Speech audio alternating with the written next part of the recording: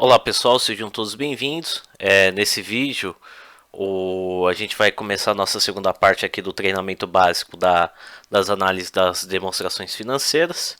Hoje a gente vai ver um pouquinho mais da questão dos quocientes, né, das fórmulas, e explicar mais ou menos como que eu desenvolvo a análise, como que eu faço para analisar os dados financeiros de uma determinada empresa, principalmente. Eu vou fazer aqui o treinamento mais ou menos na visão do investidor, daquele que tem interesse de comprar ações de uma determinada empresa na Bolsa de Valores. Eu vou utilizar os dados de uma empresa que está aberto mesmo na Bolsa de Valores, que é a Chus, né? Eu vou fazer a análise dela, que é um balanço bem legal de estudar, bem amplo. E é uma empresa muito boa. Bom, vamos lá. Deixa eu mudar os slides aqui.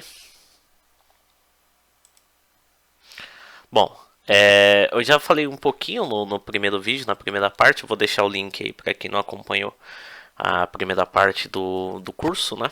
Que eu faço uma explicação falando sobre as demonstrações, né? E análise, eu falo no primeiro vídeo da importância das demonstrações financeiras.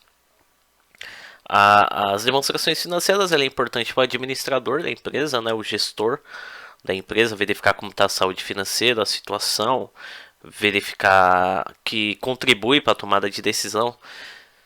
Se a empresa está passando por um momento difícil, através dos demonstrativos financeiros, ele verifica aonde que está o problema, se é acúmulo de estoque, a empresa não está vendendo porque o produto já está obsoleto, precisa fazer uma reformulação tecnológica, ou é necessário fazer alguma campanha de marketing. Às vezes é a campanha de marketing da empresa que não está contribuindo para a saúde financeira. Se a empresa também tá numa situação positiva também, se é necessário fazer um reinvestimento, ampliar os negócios da empresa. Então, os dados demonstrativos financeiros para a empresa é muito importante para o gestor para a questão da tomada de decisão. Outra instituição que utiliza muitas demonstrações financeiras das empresas são os bancos para disponibilizar crédito para a empresa. Com o demonstrativos financeiros, se ele estiver fiel ao financeiro da empresa, o banco vai analisar, verificar se tem um risco ou não da empresa pagar o empréstimo para o banco. Se a situação econômica da empresa estiver muito ruim, o banco não vai disponibilizar o crédito. Se disponibilizar, vai disponibilizar com juros muito altos, por questão, quanto maior o risco, maior é a taxa de juros, né? Agora, se a saúde da empresa tiver numa situação positiva, cada ano que passa ela estiver lucrando mais, então fica mais fácil para o banco estar disponibilizando esse crédito, e até dá para a empresa negociar a taxa de juros, uma taxa de juros menor, porque o risco dessa empresa pagar é maior, então o risco da empresa não pagar é menor, então dá para fazer uma negociação da taxa de juros. E por último, para quem interessa muito as demonstrações financeiras, é o investidor, o investidor da Bolsa de Valores, aquele cara que tem um dinheiro guardado e quer investir numa empresa, principalmente a longo prazo. A análise demonstrativa financeira ela é boa para o investidor que pensa a longo prazo, não o day trade. Ela não contribui tanto, tá? O day trade, questão de fundamentos assim, o que interfere muito é notícia. Mas o analista, o investidor que analisa os demonstrativos financeiros, ele é aquele investidor que pensa mais a longo prazo, né? De 1 ano, 2 anos, 3 anos, pensando até numa possível aposentadoria. Então ele precisa de uma empresa sólida que traga que pague bons dividendos, traga bons resultados, que venha lucrando ano após anos, e que passa por crises, mesmo que ela passa por um momento difícil, ela tem um poder de recuperação muito forte. Então, através das análises demonstrativas financeiras, ele consegue visualizar isso. Então, ele consegue investir com mais tranquilidade, né, em uma determinada empresa através dos dados econômicos. Bom, aqui a gente começa com a análise do demonstrativo do análise do demonstração do resultado do exercício, a famosa DRE, né? Aqui eu tenho duas setas, né? Uma que vai aqui para o lado esquerdo, lado direito, perdão, que está apontado aqui para o lado direito, que a gente vai falar que é análise horizontal. A gente vai analisar horizontalmente a empresa. E tem a análise vertical. Bom, vamos falar um pouquinho da análise vertical, né? A análise vertical a gente vai olhar conta por conta. E essa análise vertical a gente vai ter uma principal conta que é a receita líquida, que é o total de vendas. O total de vendas da empresa. Vamos fazer um comparativo como base. Essa vai ser a nossa conta matriz, vai ser a nossa principal conta, que é a nossa receita, que é o total de vendas da empresa, né? Então vai ser a nossa matriz aqui. Vou dizer que é como se fosse uma matriz. Eu quero saber qual o percentual, a representatividade do custo dos bens vendidos, por exemplo, de total da minha venda, quanto foi de custo dos bens vendidos, quanto foi do custo, né? Por exemplo, aqui dessa empresa foi 34%. Então, do total das minhas vendas, 34% vai para o custo dos bens vendidos. Foi para o custo dos bens vendidos. Maravilha. Agora a gente tem o lucro bruto, que é o primeiro resultado. Aqui. Aqui a gente já consegue analisar um valor de 66%. Então a margem, o primeiro resultado da empresa, ela tem uma margem de lucro, né, o lucro bruto de 66%.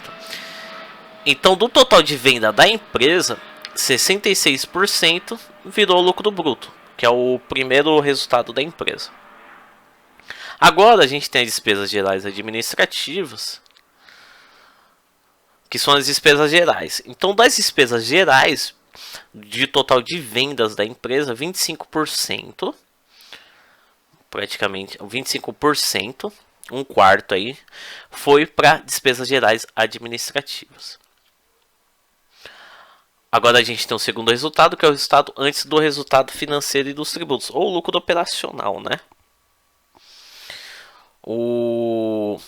Aqui a gente já consegue analisar que a margem de lucro da empresa é de 42%. Ou seja, de total vendido, 42% virou lucro operacional. E das despesas ou receitas financeiras, do total de vendas da empresa, 4% foi despesa, porque aqui está negativo, né? A gente consegue analisar. Então não tem receita, foi despesa. 4%, tá um valor até considerável, 4% apenas foi despesa financeira. Aqui a gente tem um lucro antes do imposto, né? O lucro antes do imposto, ele representa 38%. Então 38% que a empresa vendeu virou lucro. Aí vai vir os impostos pagos, que é o imposto de renda e o contribuição social sobre o lucro líquido, apenas virou aqui 5%. 5% do total de vendas da empresa virou imposto pago. E o lucro líquido da empresa, então do total, aqui já tem a nossa margem, que a gente vai ver mais para frente, vai ter um cálculo mais para frente, mas com a análise vertical a gente já consegue analisar a margem de lucro da empresa em cima da receita líquida. Então, em cima da receita líquida, do total do produto, a empresa, do total de venda da empresa, ela lucrou 32%. Então, aqui eu vou falar um pouquinho mais para frente. Então, aqui, para cada R$1 que a empresa vendeu, 32 centavos, deixa eu arrumar aqui, 32 centavos é lucro. Então é uma margem muito boa para uma empresa para uma empresa brasileira, porque hoje eu vi uma notícia até da Infomoney, né, uma pesquisa da Infomoney. Hoje a média das empresas de margem de lucro é 12%. Então a empresa aqui, eu não lembro de qual empresa que eu peguei, isso aqui ainda não é da Chus, tá? Da Chus eu deixei mais pra frente. Eu não sei de qual empresa que eu peguei, mas aqui a gente já consegue analisar que a margem de lucro da empresa é 32%, bem maior do que os 12% da média brasileira. Então a gente já consegue fazer um comparativo com uma empresa, eu não lembro qual empresa que é, já consegue analisar, pelo menos em 2014, ela tinha uma margem de lucro muito boa. E agora a gente vai verificar uma outra análise, que é a análise horizontal. Que é a análise, aqui na análise vertical a gente analisou só um período, né? A gente fez análise horizontal aqui, análise vertical. E a gente analisou só um período, que a análise vertical interessa. A gente consegue fazer análise tanto de vários períodos quanto de um período só. E a gente consegue analisar aqui de 2014. A gente consegue analisar um período. Já a análise horizontal, a gente vai analisar os períodos. Então a gente vai analisar aqui 2014, 2011 e 2016. A análise horizontal ela é interessante para verificar como que foi a evolução da empresa durante os anos, né? Fazer um comparativo. Por exemplo, aqui a empresa vendeu 38 milhões, né? Aqui já teve um crescimento, ela vendeu mais, cada vez que a empresa vende mais, quer dizer que a parcela dela de mercado está aumentando, aqui já foi 46 milhões e aqui 45 milhões. Então teve um crescimento legal aqui de 2014 para 2015 e já teve um pequeno decréscimo de 2015 para 2016. Isso aqui é interessante para a gente depois esboçar um gráfico. Depois eu mostro como esboçar um gráfico no Excel, que a gente vai fazer as análises de uma empresa no Excel para fazer uma análise bem interessante. Que a gente consegue visualizar através dos gráficos, né? Conforme vai passando o ano, vamos por 14, 15 e 16, que a gente consegue fazer uma análise gráfica que fica mais fácil visualmente para fazer a análise, né? Que a gente consegue analisar que teve um crescimento de 2014 para 2015,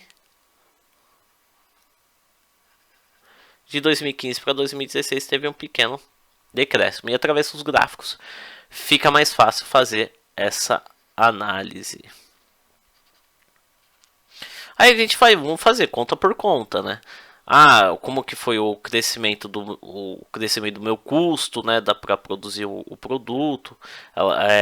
Em 2014 era de 12 milhões, em 2015 aumentou para 16 milhões e 2016 continuou para 16 milhões, mas teve um pequeno acréscimo aqui. Aí a gente verifica a questão do lucro. Em 2014 foi 25 milhões, aumentou um pouquinho aumentou 5 milhões. Em 2015 foi para 30 milhões, em 2016 caiu 2 milhões. Caiu 2 milhões aqui para 2016. Fazendo análise dessa forma é um pouquinho mais difícil, então vai ser ideal fazer através de gráficos, fica mais fácil você analisar a evolução. Então a gente vai fazer análise conta por conta. Em vez de ficar aqui fazendo esse comparativo conta por conta pelo gráfico, fica bem mais fácil você esboçar tudo isso aqui no gráfico, verificar como que foi a evolução período por período da empresa. Aqui tá até igual eu falei, aqui a gente consegue analisar o lucro líquido, né? Aqui eu peguei o resultado de 2014 até 2019. Aqui a gente consegue analisar isso aqui é uma análise gráfica, mas não é uma análise gráfica igual de Day 3. Isso aqui é uma análise gráfica um pouquinho mais tranquila, não tem segredos, você não precisa entender de vela, candlestick, indicadores, nem nada. Aqui a gente, pela visual, a gente já consegue analisar, o cara não precisa ser nenhum especialista. Já consegue analisar que de 2014 a 2016 a empresa vinha mantendo uma média legal de lucro, vinha mantendo uma certa estabilidade. De 2016 para 2017 ela teve um decréscimo muito acentuado. Muito por questão de muitas empresas que caíram, teve um processo de recessão, que foi aquele período do Lava Jato, né? O Brasil passou por um período de instabilidade econômica. Mas de 2017, quando ela tinha despencado o seu lucro, né? O lucro líquido dela caiu bastante de 2016 para 2017. Mas de 2018 ela já vem demonstrando uma recuperação, mas de 2019 vem numa queda um pouquinho acentuada. Então a gente consegue analisar que a empresa ela está passando por uma instabilidade do lucro líquido, mas aqui a gente já consegue analisar também que aqui do eixo, isso aqui é o eixo zero, né? É o eixo zero. Abaixo do eixo zero aqui é o patamar negativo. Então, se o gráfico aqui cair para abaixo desse patamar zero, ele vai entrar no patamar negativo, que é o patamar de prejuízo. Mas aqui a gente consegue analisar que a empresa, o lucro líquido da empresa está bem longe do patamar neutro, né? Que é o patamar neutro, que é o divisor de águas do patamar positivo, que é o de lucro. E aqui para baixo é o patamar de prejuízo, que é o patamar negativo, e aqui o lucro, patamar positivo. Aqui a gente consegue analisar que a empresa ela está bem longe do patamar negativo, está bem longe de ter um prejuízo. Mas se a gente esboçar uma linha aqui, está numa tendência de queda, né? O lucro dela vem caindo. De quando caiu em 2016, ele nunca mais voltou para o mesmo patamar. Então mostra uma instabilidade, que o lucro da empresa está caindo período a período. Então é uma empresa que a gente tem que analisar, verificar se compensa pensar no longo prazo, porque no período de 2014 a 2019, é um período de 5 anos aí, a empresa vem numa queda. O lucro dela vem caindo período por período. Mostra uma recuperação em 2018, mas 2019 voltou para o pior patamar dela, que foi o patamar de 2017, né?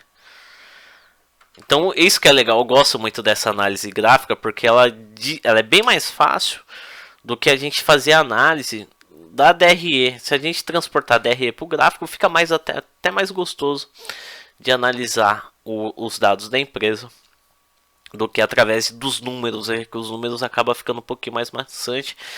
Pela análise gráfica fica uma coisa mais intuitiva, mais simples, mais tranquila. Bom, agora a gente tem os quocientes matemáticos, né? Que agora é os índices, né? A gente verificar como que está a saúde financeira de fato da empresa, não só analisando a DRE, mas fazendo um comparativo utilizando os dados da DRE e do balanço patrimonial. Bom, agora a gente vai começar com a estrutura do capital, verificar como que o capital está dividido, né? Como que verificar como que o capital da empresa foi investido, como que está a questão do endividamento da empresa. E aqui a gente vai falando um pouquinho mais. A gente vai começar com a participação de capital de terceiros. Como o nome já diz, a gente vai analisar, a gente vai verificar, fazer um comparativo com o capital que foi investido por terceiros. Esses terceiros ele entra os sócios e os bancos, né? Os empréstimos e financiamentos. Então a gente vai fazer um comparativo qual o percentual qual o percentual em relação ao patrimônio líquido em relação aos empréstimos e financiamentos.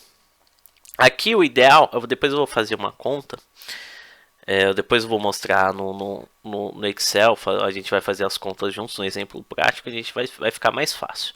Aqui, quanto menor, melhor. Aqui é um sinal, acho que dá para perceber que é um sinal de menor. Quanto menor, melhor. Porque o patrimônio líquido, que é o capital dos sócios, ele é um capital que ele não tem juros. Os sócios estão investindo na empresa, então é um capital, por ser um capital investido, ele não tem, o sócio ele não tem obrigação de cobrar juros ou ir lá a qualquer momento e retirar o dinheiro dele. Para ele retirar o dinheiro dele é um processo bem complicado, bem burocrático, então não é um processo tão simples. Então, quanto maior for do patrimônio líquido em relação aos empréstimos, é melhor. Então o resultado desse quociente, quanto menor, melhor. Porque a gente faz um comparativo dos empréstimos e financiamentos em relação ao patrimônio líquido. Se esses empréstimos e se esse quociente for maior que 1, quer dizer que os empréstimos e financiamentos, o capital de empréstimo e financiamentos é maior que o patrimônio líquido. Ou seja, então a empresa está mais refém dos bancos do que dos sócios, né? Então, se a empresa tiver refém dos bancos e o dinheiro que é disponibilizado pelos bancos, ele tem um preço, e esse preço pode ser altíssimo e pode virar uma bola de neve futuramente na empresa. Igual a gente vê alguns casos de umas empresas que se enrolam em relação a empréstimos, né, e também com fornecedores, e pode ter uma dor de cabeça futuramente, aí entrando até no processo de recuperação judicial. Então aqui esse quociente ele tem que estar menor que 1. Então, se tiver menor que 1, então quer dizer que o patrimônio líquido ele é maior que os empréstimos e financiamentos. Mas assim, o começo ele é meio complicado. Ele é um pouquinho mais complicado, mas conforme a gente for trabalhando, depois eu vou fazer essas contas. Na prática vai ficando um pouquinho mais tranquilo de entender. Bom, a composição do endividamento. A composição do endividamento, no balanço, lá no balanço patrimonial da empresa, deixa eu colocar aqui, balanço da empresa. Ele vai ter lá, deixa eu colocar aqui, ele vai ter lá dois lados, que é o ativo e o passivo, igual eu disse lá no primeiro vídeo lá. Quem não participou do primeiro vídeo, eu vou deixar o link aí para baixo, aí na descrição. O lado da esquerda é o ativo, que é os bens e direitos da empresa. Então é um lado, entre aspas, positivo. Então é tudo que a empresa detém de direito, né? Caixa, os imóveis da empresa, veículo, a marca da empresa, o maquinário, o estoque, os investimentos da empresa. Então tudo que ela tem de direito, né? Direitos, bens e direitos. O passivo é o lado negativo, o ativo é o lado positivo, o passivo é o lado negativo. O lado negativo são as obrigações da empresa, obrigações com terceiros. Com uma ressalva aqui do PL que ele está no passivo, que é o patrimônio líquido, que é uma obrigação com terceiros, mas é obrigação com sócios. Não é uma obrigação tão obrigação assim que é o capital de risco, porque os sócios eles estão investindo nessa empresa, então é um capital de risco, então ele não tem a obrigação, ele não tem o direito de ir lá de retirar o dinheiro, ele tem o direito aos dividendos, os lucros, ou até ele pode fazer uma forma de prolabore, né? Mas aqui no passivo, tirando o PL, ele vai ter duas partes. Deixa eu tentar aumentar aqui para ficar mais fácil. Deixa eu colocar aqui passivo. Ele vai ter o passivo circulante e o não circulante. O circulante são as obrigações que a empresa tem que pagar para terceiros no período de um ano, o exercício que está sendo trabalhado. Então aqui vai ter empréstimos, salários, impostos a pagar,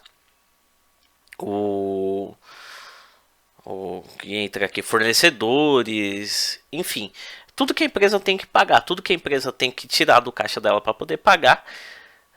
Se for a curto prazo, que no período de um ano, ele vai ficar aqui no circulante. Se for a longo prazo, que vai ser a mais de um ano, vai entrar aqui no circulante. Que a empresa vai ter um tempinho a mais para pagar. A empresa não tem obrigação de pagar tão já. Então a gente vai fazer um comparativo com esse quociente aqui, que é a composição de endividamento, verificar qual é o percentual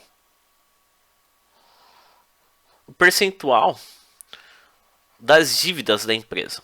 Aqui a gente vai analisar, verificar qual é o percentual do total da dívida está alocada no passivo circulante a longo prazo. Então, fazendo o cálculo desse quociente, a gente vai verificar qual o percentual do total da dívida da empresa está alocada a curto prazo. Aqui, o ideal também, quanto menor, não confundir, quanto menor, melhor. Por quê? Porque quanto menor, melhor. Porque eu quero que a maior parte da minha dívida, a maior parte aqui da minha dívida, a maior parte esteja a longo prazo.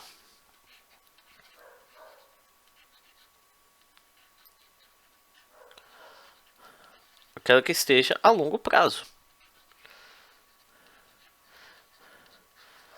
Por que quanto menor, melhor? Porque a minha referência aqui do quociente é o passivo circulante. Então, ele que é a minha referência. Então, quanto menor for o meu passivo circulante, melhor. Porque se a maior parte, vamos pensar comigo aqui, se a maior parte da minha dívida tiver a curto prazo, então eu tenho que gerar a caixa o mais rápido possível para poder pagar essa dívida. Se eu não conseguir gerar caixa, se minha dívida, a maior parte da minha dívida tiver a curto prazo e eu não conseguir gerar caixa para poder pagar essa dívida, eu vou ter que pegar empréstimo. E se eu pegar empréstimo, vai gerar mais custo para a empresa, porque se eu pegar empréstimo com terceiros, com os bancos, né, eu vou ter que girar, eu vou ter que pegar esse dinheiro ele tem um custo, ele tem juros, se eu não conseguir pagar esse empréstimo também, esses juros são, o regime é juros compostos, vai virar juros sobre juros, vai virar aquela bola de neve que muita empresa acaba passando por esse problema e acaba não pagando, e acaba até não pagando o fornecedor também, vai ter dor de cabeça, ou se a empresa também começa a ficar muito enrolada, precisa gerar caixa rapidamente, ela tem que abaixar a margem de lucro dela para ela poder pagar, baixar a margem de lucro, porque ela vai ter que abaixar o produto, o preço do produto dela que está em estoque para poder fazer uma liquidação, para poder gerar caixa mais rápido e a margem que ela a margem de lucro que ela planejava com aquele produto vai diminuir, porque ela vai fazer essa liquidação, vai virando aquela bola de neve e vai virar aquela bola de neve e a empresa vai se complicar, com certeza, podendo entrar até no processo de recuperação judicial. E para quem estiver investido numa empresa que esteja enrolada dessa forma, pode ver o seu dinheiro, corre o risco de ver o seu dinheiro virar pó. Agora, se a maior parte da dívida da empresa estiver a longo prazo, a empresa ela vai ter mais tempo para respirar, gerar caixa, fazer seu estoque girar, não vai precisar baixar a margem de lucro dela para poder gerar caixa o mais rápido possível, não vai ter a necessidade de pegar empréstimos e financiamentos ou até fazer um desconto de duplicatas para poder, que até para fazer o desconto de duplicata também tem a necessidade de pagar juros, né? E a depender dos juros também os juros podem ser altos, vira um ciclo vicioso e a empresa acaba se complicando. Então, se a maior parte da dívida da empresa estiver a longo prazo, ela vai ter mais tempo de se organizar, se planejar e organizar o fluxo de caixa dela, poder projetar o fluxo dela, o fluxo de caixa da empresa com uma folga boa, uma folga com tranquilidade. Assim, ela fazendo uma boa gestão financeira. Então, se você fizer o quociente lá de endividamento, da composição de endividamento, se a maior parte, se o percentual total, o percentual da empresa, a maior parte estiver a longo prazo, você consegue é uma empresa. Claro, vai ter outros índices que você vai ter que analisar, mas já é um ponto positivo para a empresa ser a maior parte da dívida dela estiver a longo prazo, é um ponto positivo e uma possível empresa para você pensar a longo prazo. Imobilização do patrimônio líquido, esse daqui não é tão forte, não.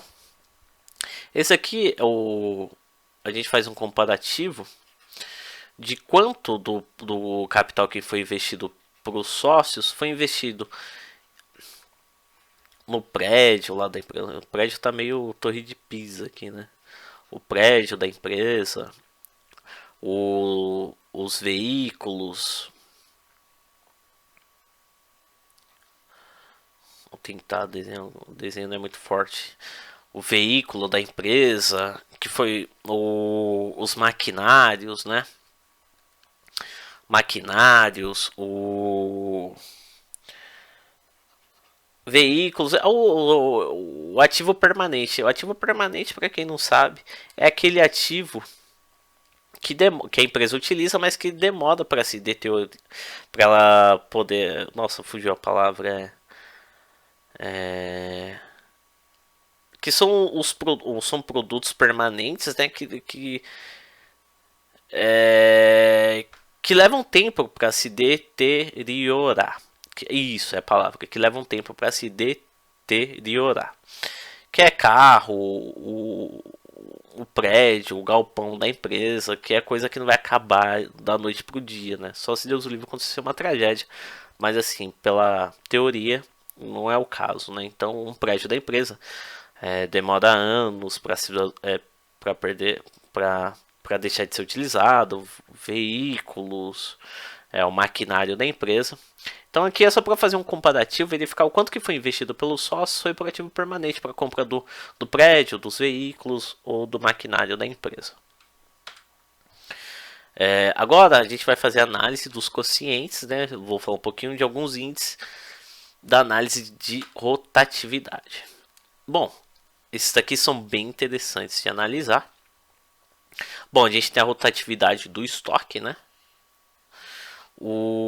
Aqui a gente faz um cálculo comparativo do custo dos bens vendidos, né, que é as compras da empresa, verificar o quanto que o estoque da empresa gira em relação às compras da empresa, que aqui é custo dos bens vendidos, mas aqui pode ser compras também, tá?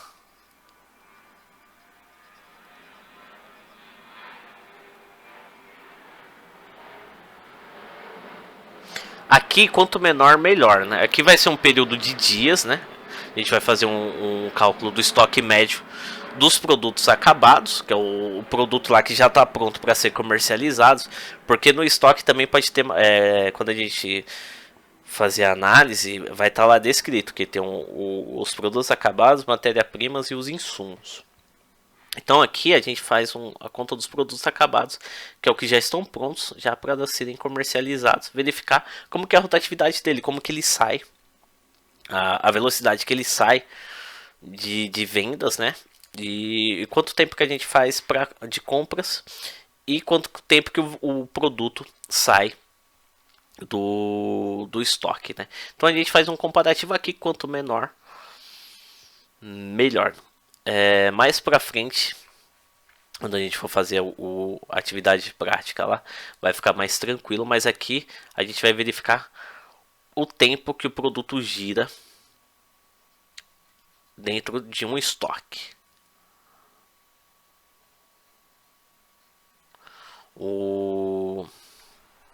Então, quanto menor, melhor. Então, aqui, quanto mais velocidade o produto ele sai do estoque, melhor, porque lembrando, para quem estoque parado muito tempo no estoque da empresa é dinheiro parado, e dinheiro parado é ruim, porque a empresa já gastou, teve o custo para produzir o produto, né? Teve aquele custo, então ela precisa vender para poder ter o retorno, para ter uma margem de lucro o mais rápido possível. Se ela tiver um estoque parado, lá é dinheiro parado, e se não vender, é prejuízo. Agora a gente tem aqui o prazo médio de recebimento dos clientes. Aqui a gente vai analisar o quanto que a empresa vende, né? E o prazo médio de recebimento. Aqui há contas a receber. Aqui é médio porque é uma média, né? Do contas a receber no ano.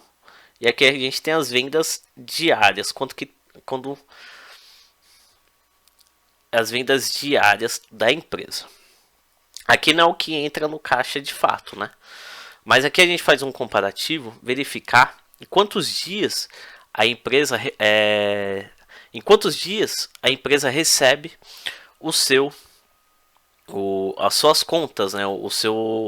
Quanto tempo, quantos dias a empresa recebe de seus clientes. Então nada mais é que um comparativo. Quanto tempo, mais ou menos os dias que a empresa vai receber dos seus clientes, né? Aqui também, quanto menor, aqui quanto menor, melhor, porque quantos menos dias a empresa receber dos seus clientes, melhor. Agora, se for muito alto, for demorado em muitos dias, então quer dizer que a empresa também corre o risco de não receber, ou até por questão de atrasos, a empresa recebe dos seus clientes com atraso. Eu às vezes não recebe, acaba fazendo uma promoção, acaba diminuindo o valor da venda para ver se consegue pelo menos recuperar uma parte do dinheiro que foi vendido. Então, quanto menor, melhor. Prazo médio de contas a pagar. Aqui é o custo médio, que é as compras. E aqui é a conta do balanço patrimonial, que é os fornecedores a pagar. Vou colocar aqui fornecedor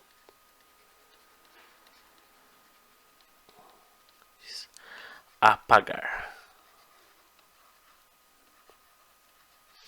Então aqui já é diferente. Aqui a gente vai analisar quantos dias a empresa demora para pagar os seus fornecedores. Então aqui quanto maior, melhor.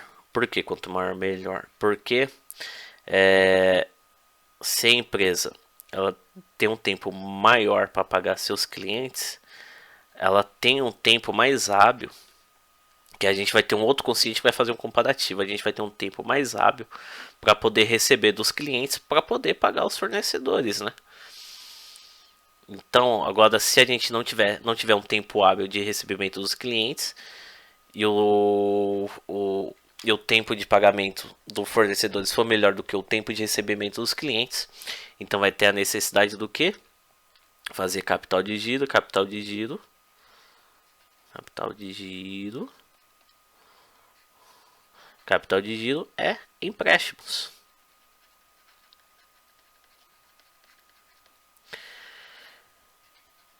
Empréstimos leva o que? A juros. E isso pode virar a bola de neve. E se der bola de neve, recuperação judicial. Se a recuperação judicial não for aceita, risco de falência. Falência é a empresa morta. E se o seu dinheiro estiver aqui, seu dinheiro morre também.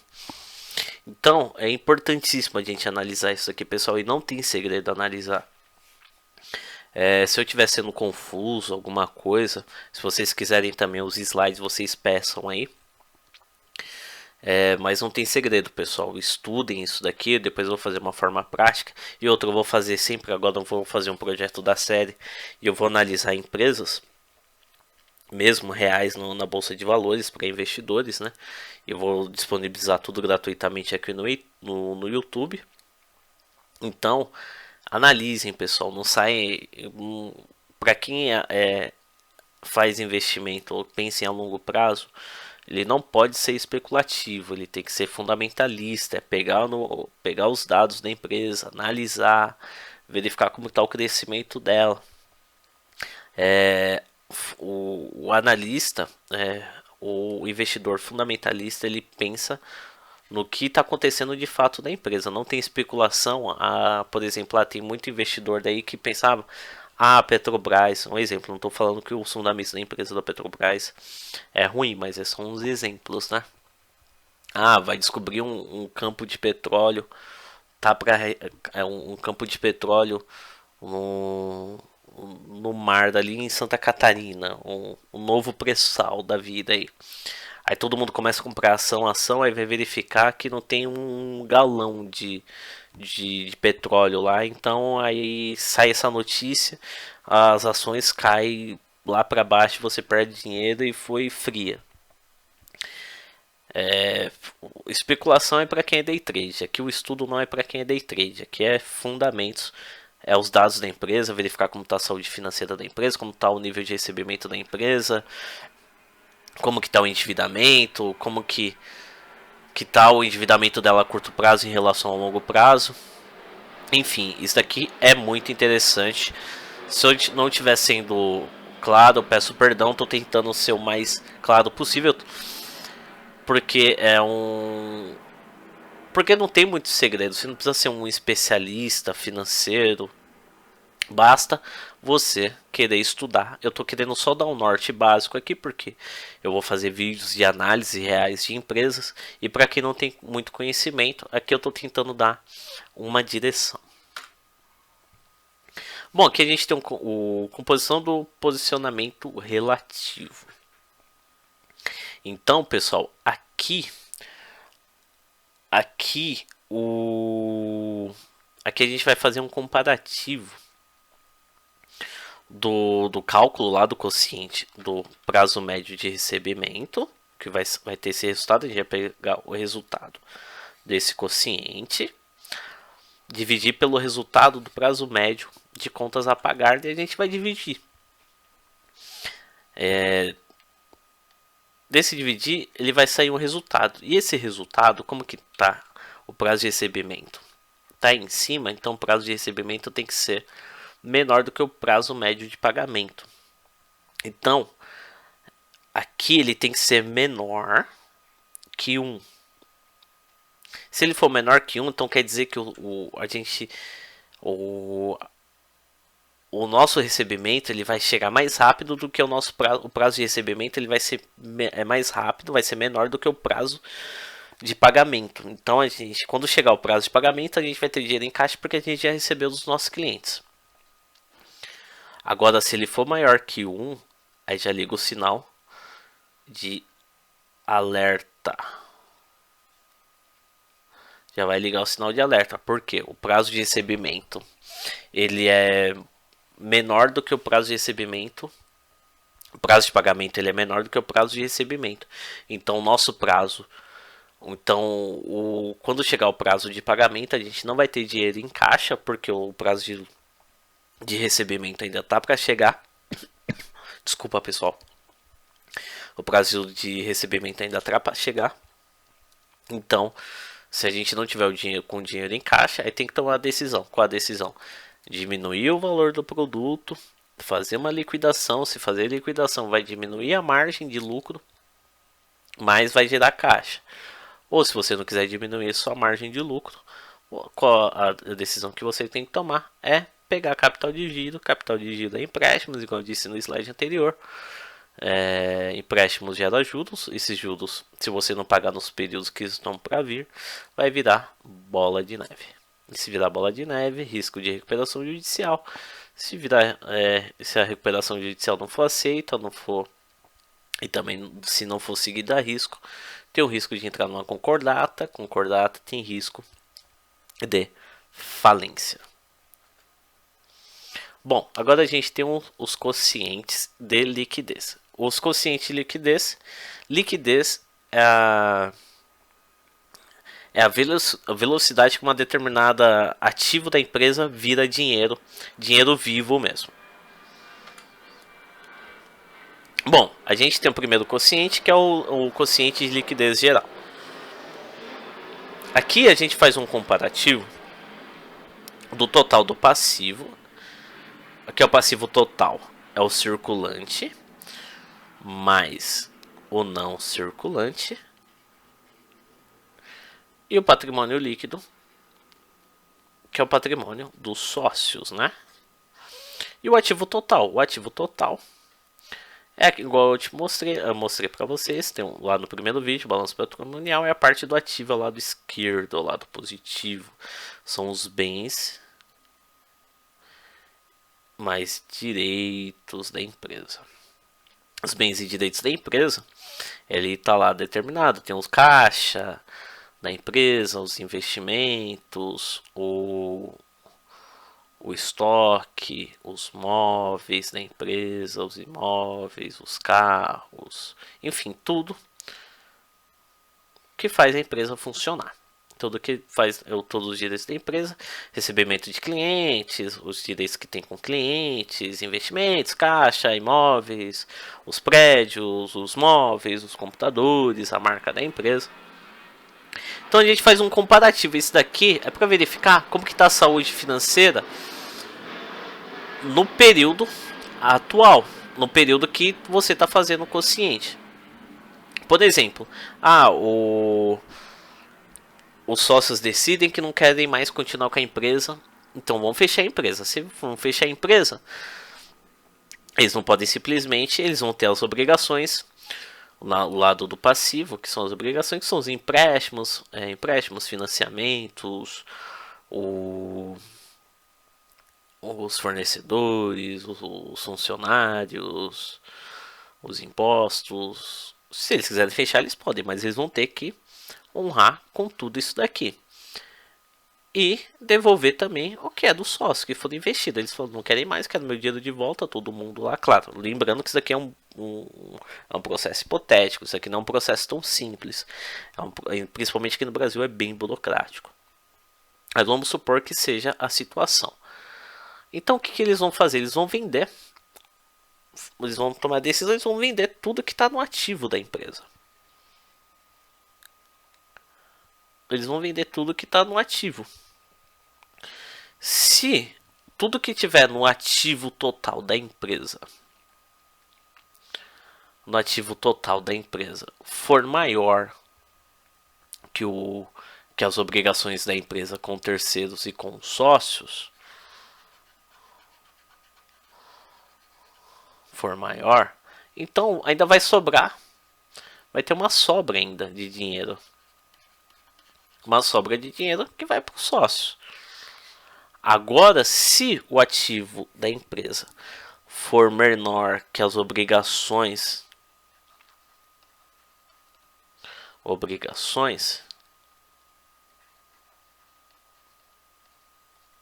se o ativo total for menor que as obrigações, então a empresa não vai conseguir sanar todas essas dívidas da empresa. Claro, aí ele pode tomar a decisão de tentar negociar, verificar, mas se o fornecedor lá não quiser pagar, também o governo também que vai ter os impostos em aberto, os funcionários que vai ter que pagar rescisão, vai ter que pagar as obrigações lá dos funcionários, se tiver FGTS em aberto, vai ter que pagar também, tem que deixar tudo bonitinho para poder fechar a empresa com tranquilidade. Os fornecedores também, se for menor. Então a empresa, os sócios, por conta própria deles, se eles quiserem fechar, eles vão ter que pegar empréstimos. Então, ou eles podem abrir mão até do patrimônio líquido da parte deles para poder pagar esse dinheiro do passivo. O passivo, que é o circulante e não circulante, para poder sanar essas obrigações com o terceiro, eles podem, e os sócios podem sair com uma mão na frente e outra atrás. Aqui esse quociente ele tem que ser maior que 1, tá? Tem que ser maior que 1. Aqui a gente faz um comparativo. Se for menor que 1, então quer dizer que o total de ativo da empresa é menor do que as obrigações.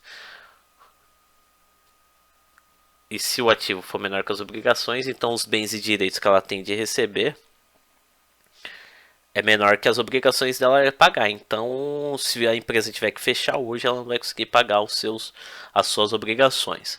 Agora, se for maior que 1, então vai ter uma sobra maior ou igual a 1. Se for igual a 1, a empresa vende tudo que ela tem, paga todos os seus fornecedores, devolve dinheiro para o sócio, vai cada um para sua vida, cada um segue sua vida tranquilamente. E se for maior que 1, ainda sobra uma gordurinha para dividir entre os sócios e eles saem ainda com excesso além do que eles já tinham por direito quando foi investido lá na empresa. Bom, aqui a gente tem o liquidez corrente. A gente só faz um comparativo, é a mesma coisa do que o anterior, só que ele é o corrente. A gente faz um comparativo com os bens e direitos que a empresa tem a curto prazo no circulante e as obrigações que ele tem com terceiros a curto prazo. Então aqui é a mesma coisa. Se a empresa ela quisesse pagar tudo que ela tem a pagar a curto prazo, vamos lá, chega lá no período, os sócios, bem difícil acontecer isso daí, né? Mas vamos supor, os sócios se reúnem e decidem pagar todas as dívidas. Nossa, letra feia. Nossa, é difícil essa caneta. Dívidas no ano. Não vou nem colocar a curto prazo. Vou colocar aqui no ano. Então eles vão levantar. Eles vão pegar esse quociente. Eles vão pegar esse quociente aqui. Eles vão pegar tudo que está lá no ativo da empresa, que é o ativo circulante. O ativo circulante vai estar lá o caixa, os investimentos,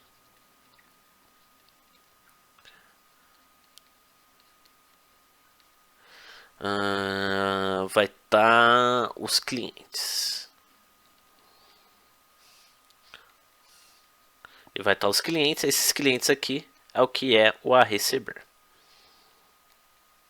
A receber. Aí eles vão pegar tudo que está no caixa, os investimentos, vão cobrar os clientes lá para receber o que é de direito deles. O dinheiro, eles conseguem recuperar o dinheiro e pagam. Eles fazem um levantamento, pegam o total que tem lá e fazem uma divisão, pegam o passivo circulante. Se o ativo circulante for maior que o passivo circulante, então a empresa vai pagar com tranquilidade, com folga. Aí esse resultado, se o ativo circulante for maior que 1, for maior que o passivo circulante, o resultado vai dar menor que 1. Se der menor que 1, então quer dizer que a empresa tem mais ativo circulante do que passivo circulante. Então, se a empresa resolve pagar toda a sua dívida a curto prazo com o que ela tem a receber a curto prazo, ela conseguiria pagar com tranquilidade. Agora, se for maior que 1,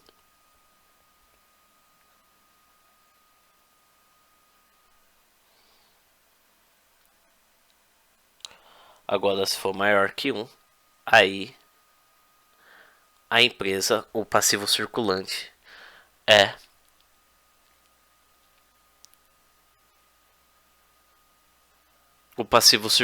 maior do que o ativo circulante. Então a empresa, se ela quisesse quitar suas dívidas, ela tem que tomar uma decisão, que é pegar capital de giro. Capital de giros é pegar empréstimo para poder quitar o passivo circulante dela.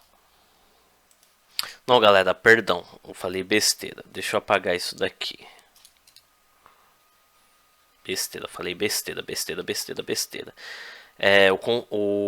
Aqui, esse menor que 1, ele só vai no quociente lá de recebimento médio.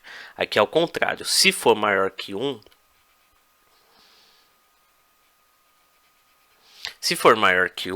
então o que a empresa tem de ativo supera o que ela tem de passivo. Então ela consegue pagar a sua dívida, se a empresa conseguir recuperar tudo que ela tem com os clientes e tudo que ela tem de caixa também, para poder receber tudo que ela tem de caixa de clientes a receber, ela conseguir cobrar e receber tudo certinho lá dos clientes, fazer o resgate dos investimentos, ela consegue pagar a dívida dela a curto prazo por completo. Agora, se for menor que 1, então o passivo circulante ele é maior que o ativo circulante. Então a empresa, fazendo todo o processo lá de captar o dinheiro lá, pegar o dinheiro do caixa, os investimentos, o dinheiro dos clientes, que ela fez a cobrança lá, conseguiu receber a totalidade dos clientes, o, o estoque também, vender o estoque também,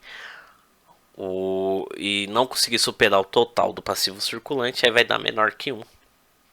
Então, esse quociente aqui demonstra que a empresa, se ela quiser quitar a dívida dela a curto prazo, ela vai ter que ir no mercado financeiro e no banco lá para poder captar empréstimo. Esse captar empréstimo tem um custo e esse custo pode ser alto.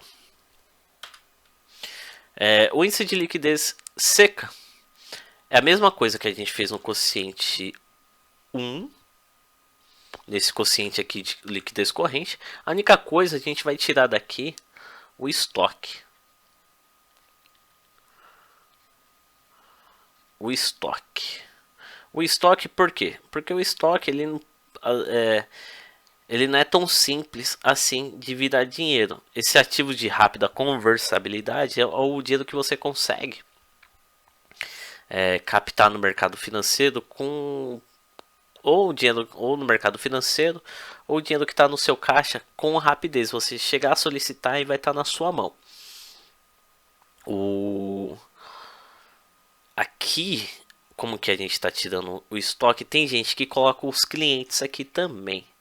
Se o prazo de recebimento dos clientes for rápido. Agora, se não for, tem gente que tira, tá? Tira os clientes também. Aí deixa só o caixa e os investimentos.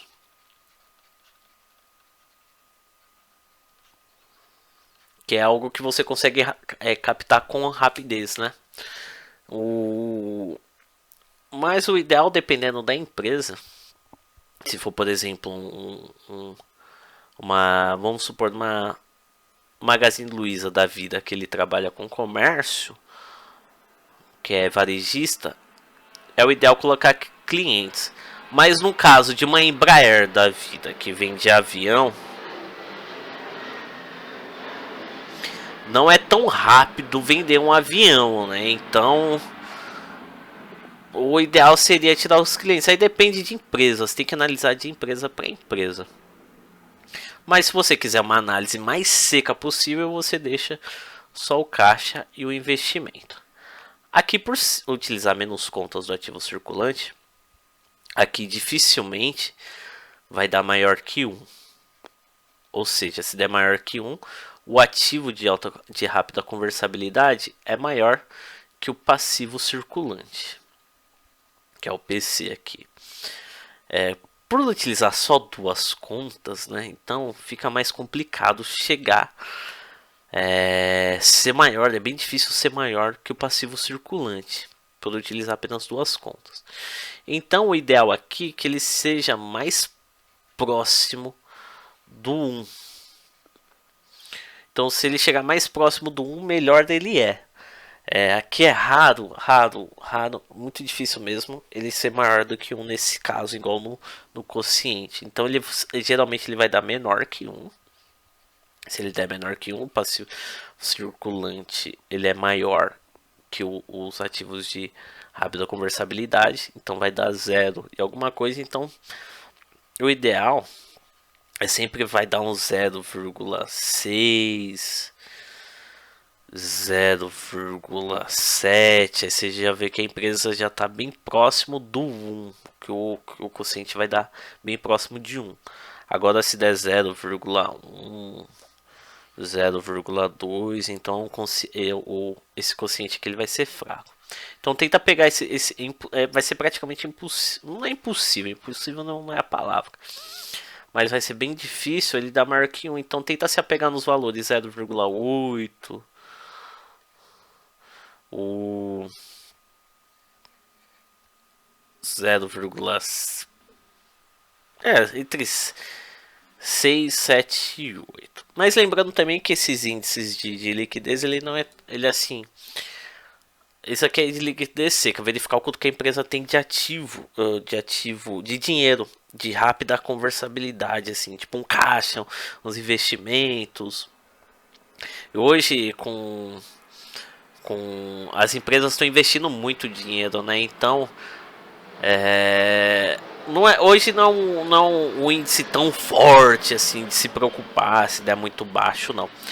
Esse anterior, liquidez corrente, sim, ele é mais interessante de analisar. Agora, o liquidez seca, ele não. Vamos supor, se ele der um número muito ruim, não é de se preocupar. Vamos supor, você analisou uma empresa, os outros índices foram muito bons, mostraram bons números, assim, uns bons resultados em relação, diz muito bem da saúde financeira da empresa, e a liquidez seca der ruim, desconsidera a liquidez seca.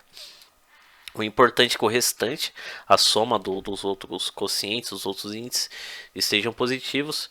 O da liquidez seca, se por acaso aquele aparecer ruim, desconsidera, nem se preocupa, que tem muita empresa aí que acaba nem tendo muito caixa, né?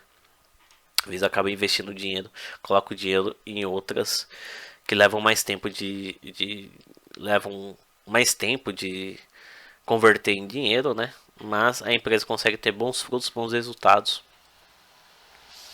Então não se apeguem tanto a esse índice de liquidez seca. Bom, agora a gente tem os quocientes de rentabilidade. Bom, a gente tem o giro do ativo.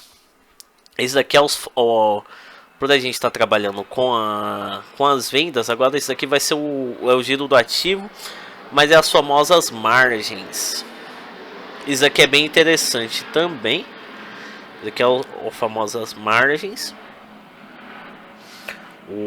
Esse daqui a gente faz o comparativo, pega as vendas líquidas lá, ou seja, o total das vendas da empresa, né? Menos algumas deduções, que são os descontos, devoluções e os impostos.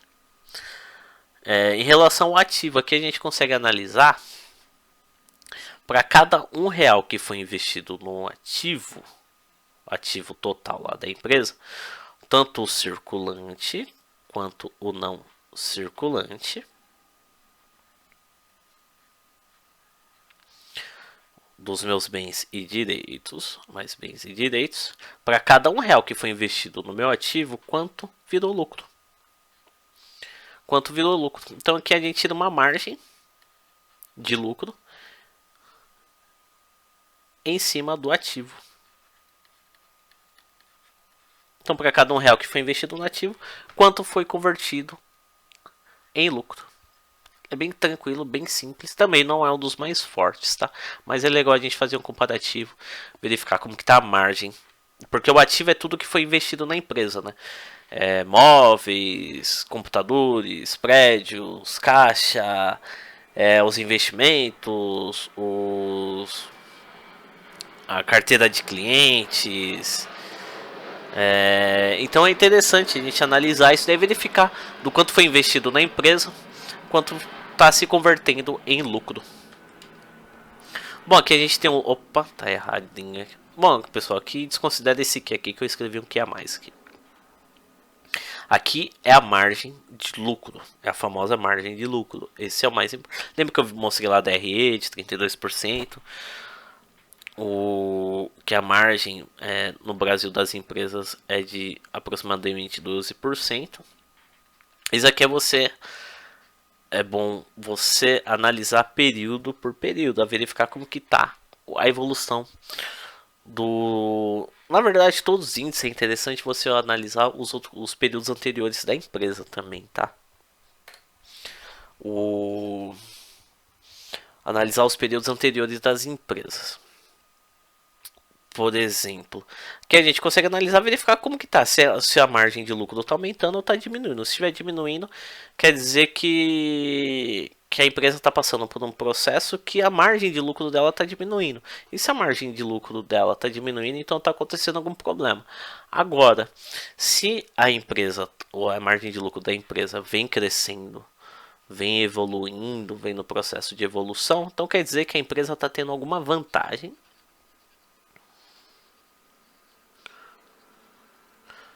competitiva. Essa vantagem competitiva em relação aos seus concorrentes, então ela deve estar tendo alguma vantagem, ou é algum fornecedor que ela conseguiu reduzir, ou investiu numa tecnologia que dobrou a questão produtiva dela, ela conseguiu produzir mais produtos, ou ela inventou um produto novo que aumentou a a sua marca no mercado, ela ganhou mais espaço no mercado. Então, quando a margem de lucro está aumentando período por período, então a empresa está tendo alguma vantagem competitiva aí, e isso é muito bom. Agora, se tiver numa queda constante aí, período por período, vem diminuindo aí a sua margem de lucro, então ela está tendo algum problema no mercado, ou é algum concorrente, ou fornecedor, ou também tem a questão do dólar, no mercado cambial também, que às vezes a empresa acaba perdendo, acaba sofrendo um pouco também. Mas assim, é bom analisar com carinho se a margem de lucro estiver diminuindo período por período, agora estiver aumentando, isso é muito bom.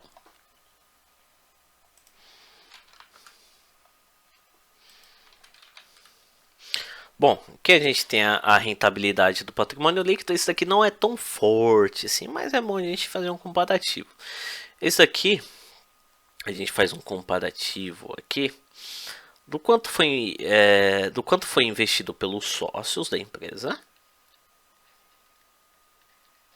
Sócios. O quanto foi investido pelos sócios que está virando lucro. Então a gente tira uma margem aqui, é uma margem de lucro. Margem de lucro em relação ao investimento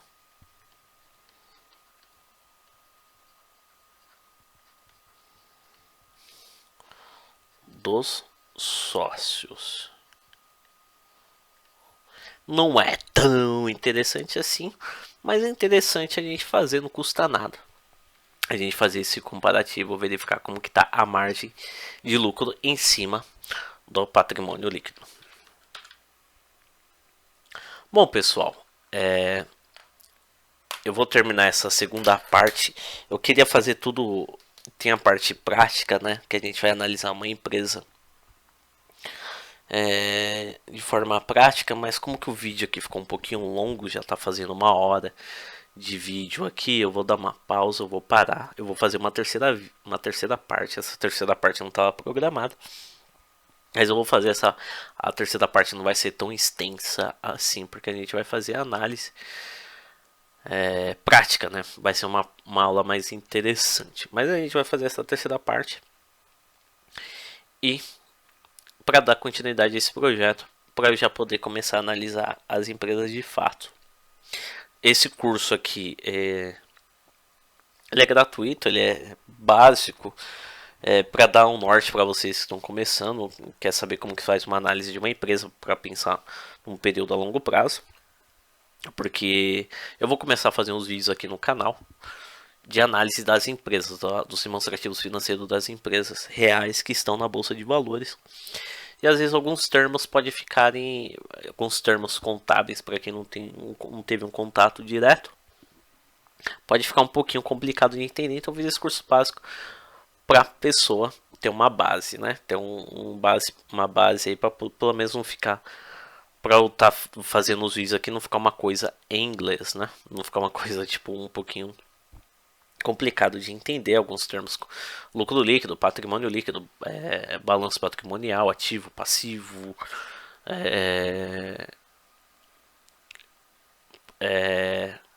clientes a receber, fornecedores, empréstimos, financiamentos, que é uma coisa que eu gosto muito de analisar. Eu sou apaixonado por essa área aqui, então eu tô compartilhando um pouco desse conhecimento. Bom, espero que vocês tenham gostado. Até a próxima aula. Vou ver se eu consigo lançar essa terceira aula amanhã mesmo. Vou tentar fazer hoje para poder disponibilizar, porque é uma planilha aqui que eu tô elaborando. Deixa eu ver se a planilha está aberta aqui. Bom, a planilha aqui tem os dados da empresa, que é a Shoes. É a Shoes. Então a gente vai fazer uma análise dela. Tem aqui o ativo dela. Eu vou pegar de 3 períodos: 2017, 2018, 2019. O passivo, a mesma coisa, a DRE. E aqui a gente vai fazer os índices na prática. Bom, pessoal, um grande abraço. Fiquem com Deus. Até a próxima e gratidão por tudo.